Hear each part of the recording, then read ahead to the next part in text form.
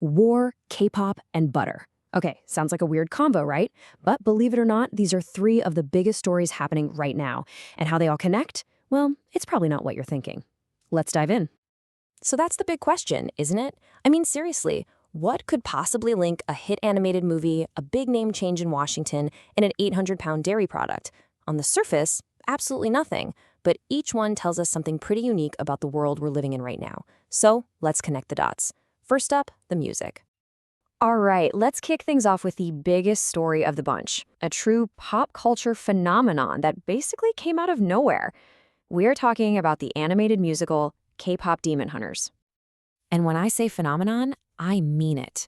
This movie didn't just do well, it absolutely shattered records. Get this, the month it came out, Netflix viewership jumped by 9%.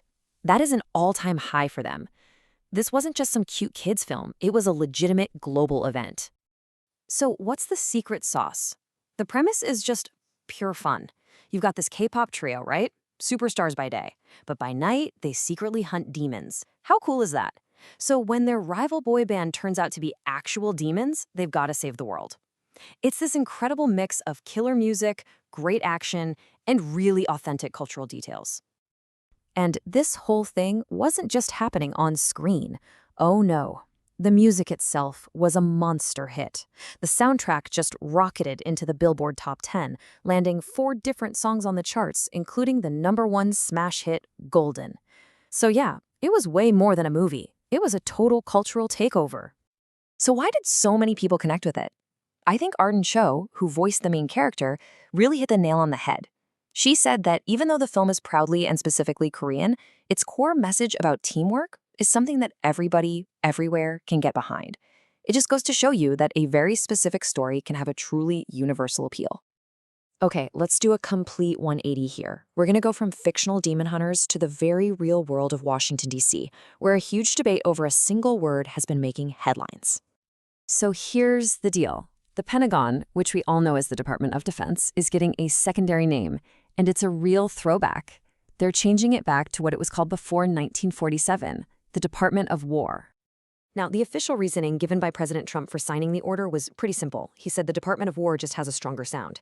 It is important to note this isn't a full, legally binding name change. For that to happen, Congress would have to pass a law. Still, the move has definitely stirred up some controversy, with critics arguing it's an expensive change that puts way too much focus on conflict. Okay, so while Washington is debating words, our next couple of stories are about real, tangible transformations. And believe it or not, the first one starts at a state fair with 800 pounds of butter. Yep, you heard that right. 800 pounds. At the New York State Fair, they carved this incredible Wizard of Oz sculpture completely out of butter. But the real magic, the really cool part, happened after the fair was over. So what do you do with a giant used butter sculpture? You don't just throw it out. It goes into this amazing machine called a digester, where it gets mixed with food waste and manure. That whole mixture creates methane gas, and that gas is then used to generate electricity.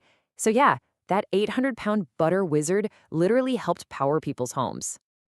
And sticking with that theme of positive transformations, let's go from recycled butter to a story of natural recovery. Everybody, meet June Cleaver. She's a 230-pound loggerhead sea turtle, and she's had quite a week. So poor June was struck by a boat back in June, and she was pretty badly hurt. She spent the next 2 months getting better at a sea turtle healing center in Florida. And then, just the other day, after a full recovery, she was released back into the Atlantic with a crowd of 300 people cheering her on. What a perfect ending to a very long journey. All right, and to wrap things up, we just have to share what is, hands down, the silliest headline of the week. It's just a masterpiece. I mean, really, what more do you need to know? A bear with a sweet tooth wanted some ice cream. You just can't make this stuff up. So there you have it. K-pop Demon Hunters, the Department of War, at an energy-producing butter sculpture.